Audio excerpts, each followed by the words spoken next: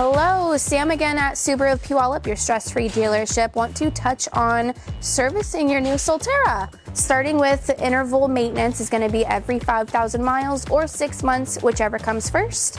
Next, moving on from there, you will be doing an AC filter replacement. Otherwise, we may let you know maybe due sooner. That would include having debris or much so more dirty than you would expect prior to the 30,000 miles. Other than that, every time you come in, we do tire rotations for life when you purchase a new Solterra here at Subaru Puyallup, stress-free dealership.